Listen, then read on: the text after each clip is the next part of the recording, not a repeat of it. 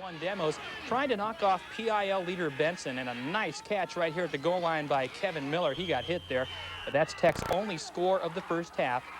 Jefferson gets off to a big lead, and they hang on at halftime. Suntory Robertson making a great catch here at the 3-yard line. He makes the catch and goes into the end zone for the touchdown. Jefferson was leading 21-6 at halftime.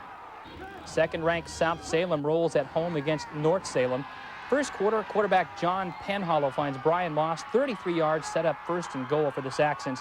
And it does not take long from there. Not with Joe Douglas in the backfield. Douglas scores from 2 yards out, 6-0 South Salem. They missed the PAT.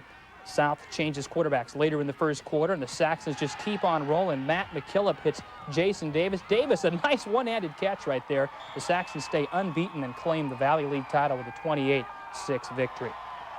At Civic Stadium tonight, Central Catholic trying to pick up its first win against David Douglas. Nice play here as Chris Hurd scrambles and finds Steve Larson in the back of the end zone. But it's not enough as the Scots win this one. Watch the run by David Abrahamson off the fake pitch, and he takes it in from the 25-yard line. The Scots now 5-1 in the Mount Hood Conference. They win 28-13 tonight. Other prep scores from around the state: number 6 Sunset over Beaverton 16-6.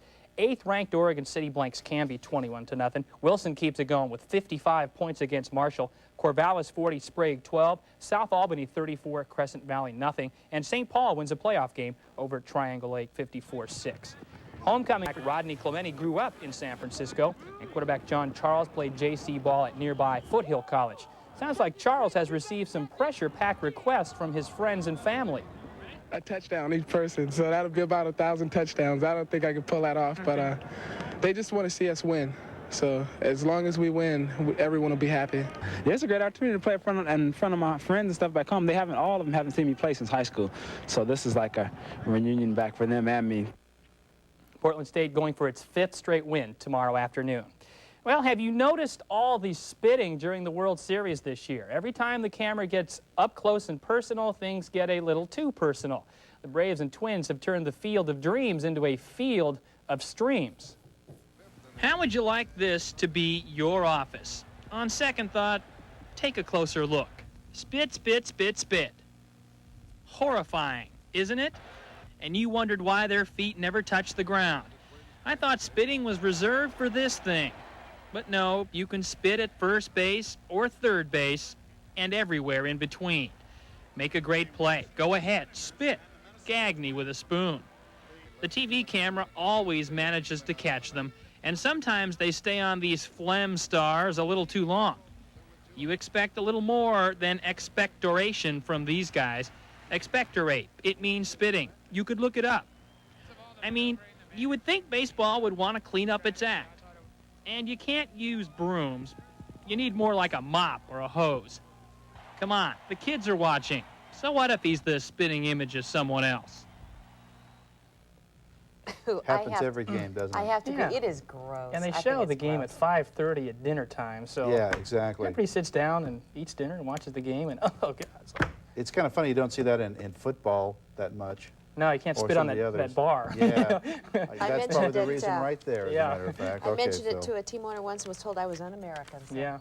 I guess spitting is part of the national pastime. What can you say? Thanks, Phil. Thanks a lot. We're going to return now to the festivities in First series for Tech, and this is the way it went tonight. The snap is way over the head of the punter. Jefferson recovered and cashed in. Anthony Green bulls his way in for the score, and the Democrats were out in front 7-0 early. Then it was the great Suntory Robertson taking the pitch and high-stepping it for 65 yards. He almost lost the ball trying to neon Dion it. 13-0 Jefferson still in the first quarter. Second quarter, and it was Suntory Robertson again, this time catching a bomb from Damon McPherson, 40 yards for another score. They were good on the two-point conversions, 21-0 Jefferson there. The Democrats going to win 28-6. All right, we thought Marshall would give Wilson some trouble tonight, but no. Opening kickoff, and Wilson was out to shoot like a runaway racehorse. Ryan Erickson drops it, picks it up, and here he comes right at you. There he goes right past you for the touchdown, 84 yards, and the Trojans were up 7 before you could say, great Caesar's Ghost. Marshall cut it to 7-6, but Brian McMahon carries the ball 21 yards for another Wilson score. It looked like he was running on a slip and slide, 14-6 Wilson. Then the Trojans poured it on. It was Brian McMahon again knifing through the Marshall defenders and going 35 yards for the score. That made the final 28-6, so the Trojans keep pace for first with Benson and Jefferson. All right, the Salem Civil War, North at number 2 ranked South Salem, and it's South's Joe Douglas right up the middle, 6-0 South, and the Saxons never looked back. North Salem could not stop mighty Joe Douglas. Douglas takes the quick pitch. Number 12 stood him up pretty good, but Douglas kept his legs driving, and this made it 21-0 South Salem. Then Joe Douglas right up the middle from 6 yards out to make it 28-0 South. 28-6, number 2 South Salem over North Salem, the final. Now, one of the greatest American rhythm and blues shouters of all time, Rufus Thomas, is here to help us with the rest of the Little Daddies. So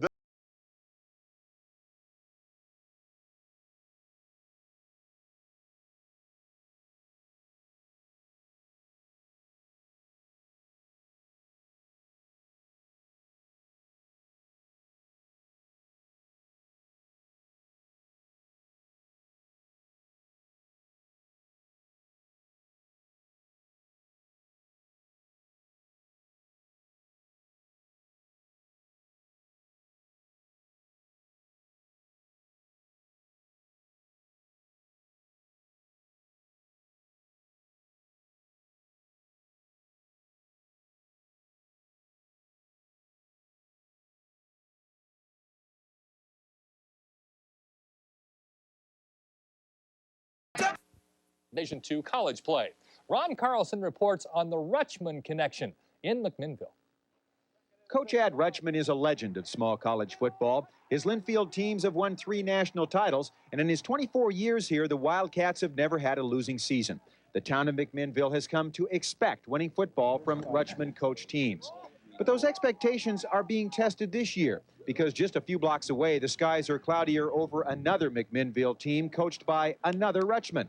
Ad's son, Don, is trying to pick up the football program as head coach at McMinnville High, but during his first season here, his team hasn't picked up a win. I'll tell you something, I think that's probably tougher than me losing, you know, because you don't like to see your own kids suffer, you know, and I'd rather have those things happen to me, I think, than to our kids. Don's taken on a huge challenge, first to improve a struggling football program in the always tough Metro League, but also to try it in the same town where his father has known so much success. The comparisons people make, the guy's in a class by himself, you know, I can't. And they want to be something. Compare myself to, you know, some of the things that he's done, and it would be probably unfair for me to do that. Line up where you're supposed to be. My relationship with him, he is probably my biggest consultant. He's probably I've got a lot of friends, but he's probably my best friend. Ron Carlson, Channel 2 Sports.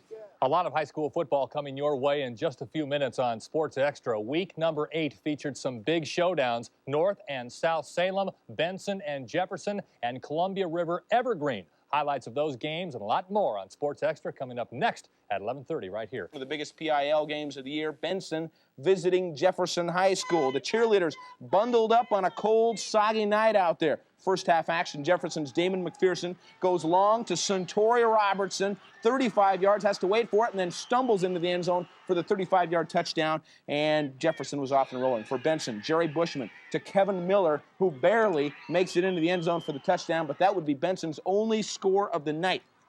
To the fourth quarter for the Democrats, McPherson goes to Suntory Robinson. Again, a great catch in the end zone. 27-6 the final for the Democrats. They currently are on top of the PIL. In Three Rivers League action, it was 8th-ranked Oregon City playing host to a very good Canby team. Oregon City in red, one of the few offensive mishaps for quarterback Jeremy Lynch, picked off by Canby's Derek Craven. For the most part, though, the Pioneers dominated. Here's Lynch on the quarterback keeper around the left end, pulls away from the guy that had his jersey, breaks in the outside, and he's in for the end zone for the touchdown. And then watch what happens here. How'd you like to be the punter here? Tony Smith says, whoops, way over his head it goes. O City recovers and takes it in for the touchdown.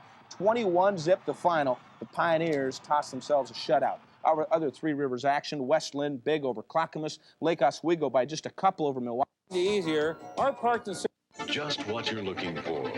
Two other games, Madison over Lincoln in a low-scoring one. Wilson big over Marshall. To the Metro League, 5th-ranked Glencoe pounds on Aloha tonight. 7th-ranked Sunset over Beaverton. McMinnville shut down in a big way by Jesuit. Those guys are hot. Newburgh over Forest Grove, and Tigard gets by Hillsboro. And how about this matchup in the Valley League? 2nd-ranked South Salem at home against their crosstown rivals North Salem. And they're no slouches either. First quarter action for South Salem and the Saxons. Quarterback John Penhollow. Not a pretty pass. It wobbles, but it's right on target to Brian Moss. That set up South Salem's first score, 6-0 Saxons. Next possession, Matt McKillop in at quarterback, rolls right, and look at this one-handed catch by Jason Davis. He hauls it in. That's a great one.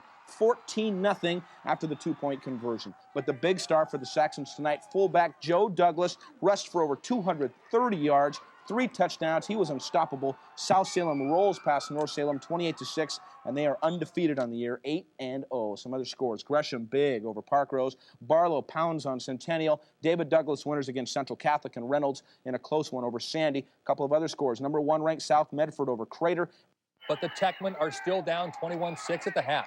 Defense dominates the second half. Jefferson shuts down the Benson attack, sacking Bushman to end one drive, and then Jason Warren strikes big. This is one of 3 second-half interceptions for Warren, and the Democrats keep Benson's attack at bay. Still leading 21-6, the Democrats add the clincher. Damon McPherson to Joe Robertson. The ball is tipped and caught in the end zone by Sabal Wilder. Touchdown Jefferson. They tie Benson in the standings with a 27-6 win. Meantime, Wilson entered tonight's action tied with Jefferson and just 1 game behind Benson. Larry Keck's Trojans played host to a very tough Marshall squad. Trailing 7-0, Marshall showed everybody they can move the ball. The man with the heavy workload is number 34, David Dahl. A nice effort here as Marshall grinds out a long touchdown drive. They cap it off on 4th and 1. Again, David Dahl with the honors. The point after is no good. Marshall still trails 7-6.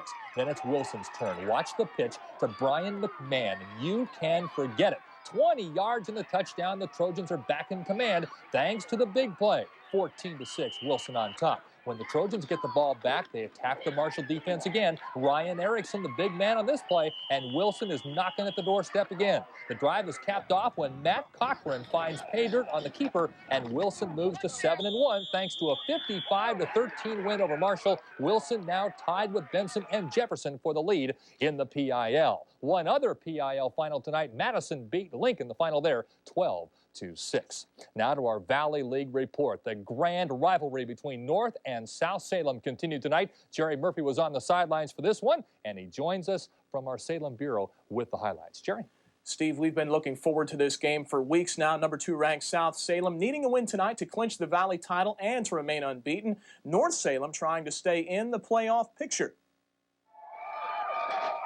The Saxons were bursting with emotion for the annual Civil War, and Joe Douglas would burst through the Viking defense for well over 200 yards this night. 28 yards on the first offensive possession of the game. South was on the move. Then it's time to go up top. John Penhollow to Brian Maas, 33 yards down to the North Salem 4-yard line. It sets up a Joe Douglas touchdown for a 6-0 Saxon lead. And South drives on its next possession. From 7 yards out, it's Matt McKillop to Jason Davis for an amazing catch. South takes a 14-0 lead into halftime. In the second half, the Saxons continue with the ground game. Joe Douglas slashing for 15 yards. Moments later, he'd score to make it 21-0.